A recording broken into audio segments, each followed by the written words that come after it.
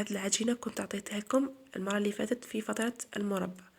نفس العجينة، عندنا قرصة متاع الملح، عندنا حبة متاع البيض، عندنا ملعقتين ونصف من السكر العادي. فوالا، عندنا نخلطوهم شوية حتى السكر والبيض تاعنا يدو لون ابيض شوية. عندنا 6 ملاعق كبار من الزيت العادي، 6 ملاعق. وعندنا هنا فوالا نكملو نخلطو الخليط نتاعنا هذا. هنا نديرو ملعقة صغيرة من الفانيليا،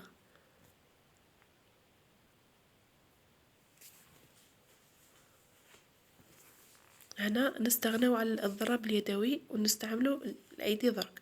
عندنا 8 ملاعق من الدقيق الابيض اللي هي الفارينة.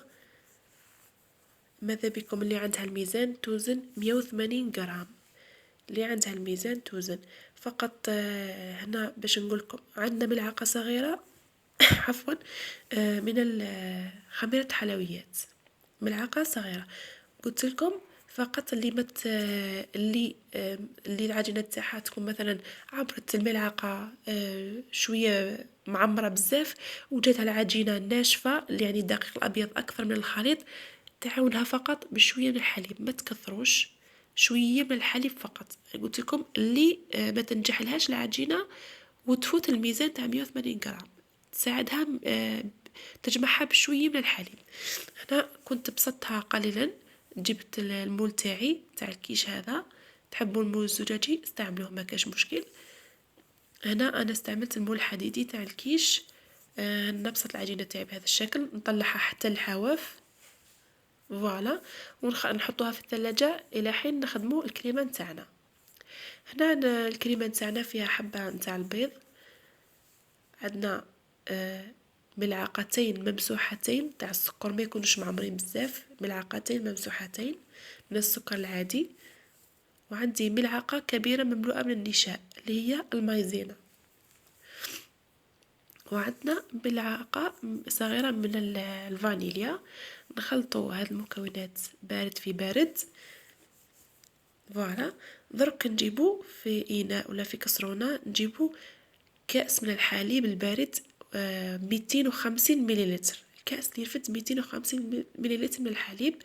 نفرغوا عليه الخليط الأول ونحطوه فوق نار متوسطة، ندوه فوق نار متوسطة. نبقى مع مواصلة التحريك، ما نحبسوش التحريك تاعنا حتى يثقل عندنا الخليط.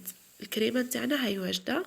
درك نجيبو العجينة تاعنا نطلعوها من الثلاجة ونحطو عليها الكريمة، نوزعوها جيدا. دوك انا نحكمو حبة تاع التفاح، نقشروها شرائح، ونعصروا عليها قليل من الليمون باش ما تسودش معنا، باش ما تكحالش فوالا.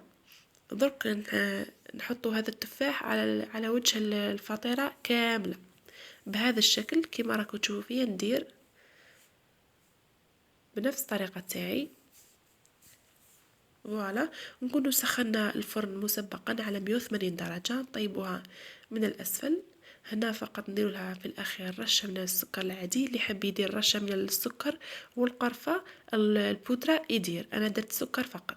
قلت لكم نطيبوها على 180 درجة.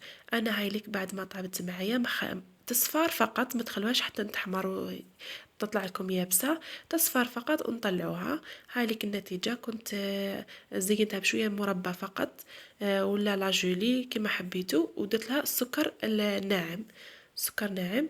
ان شاء الله تعجبكم الوصفة. نقسم معكم جزء من هذا الطرطة باش تشوفوها، هذه الفطيرة.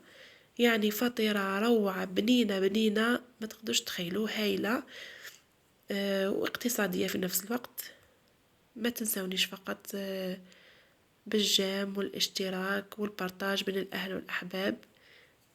هايليك دوك نقسم معكم فقط هذا الجزء تشوفوا كيفاش جات.